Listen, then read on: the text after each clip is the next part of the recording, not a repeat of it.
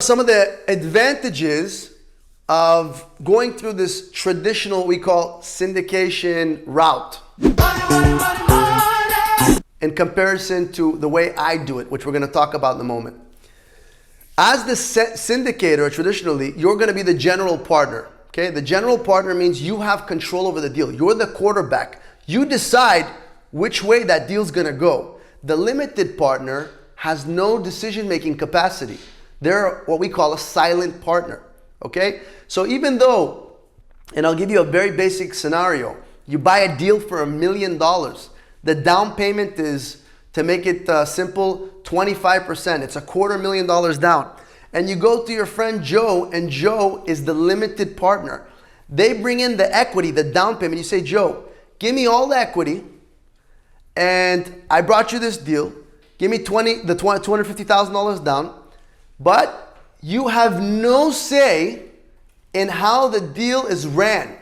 You're giving me the money. I'm guaranteeing you X amount, 6% on your money for the duration of owning this property. Also, Joe, I want you to know, for every year you owned it, to the point where I refinance it, I decide to, or I decide to sell it, or I decide to even buy you out if I want to. And yes, you can do that. Many people do that. Until that point, I'm going to give you an extra dividend for hanging on for so long. For every year you hung on, I'm going to give you another 5%, 6% for each year. Okay? Which after 3 years could be 15, 20, 30% premium on the value that they bought it in, the investment that they made, the $250,000. These are decisions that you can dictate as the general partner of the syndicate. But that's pretty much about it, because there's a ton of disadvantages, being that you need at least 50 grand. So this is a general number, but you need upfront money to cover all these costs that are involved in structuring that deal.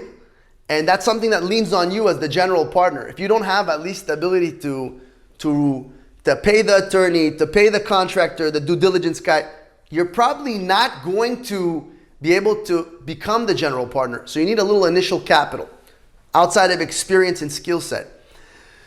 2, you need to manage the deal, right? You need to work on the deal. It's like a chronic thing. You got to be on top of it. You got to make sure you're the orchestrator. Everyone's doing their job.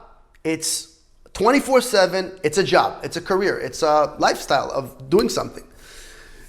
3, you have to be able to deliver on your word. If you told someone something, you're responsible for that. Your contract, your syndication agreement, your partnership agreement will dictate that, right? So you're obligated to make sure that person makes their 6%, 7%, whatever the rate of return is.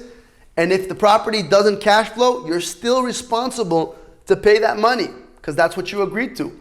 That's something to consider as the general partner. And number 4 is you have limited equity. The point of syndicating is that you're using other people's money. Regardless of if you do it my way, which I'm going to talk about in a second, or this traditional way, you want to scale using other people's money. And generally, as the syndicator, you're going to have a smaller piece of the pie generally. Even though you have control of the decision making, right? You're the CEO, you're the captain of the deal. You still don't necessarily own more of the deal. I hope that makes sense. I'm going to reiterate it one more time.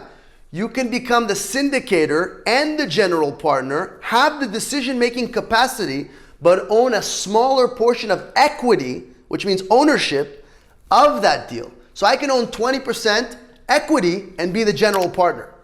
I don't have to own 51 or 60 or 70% to be the general partner.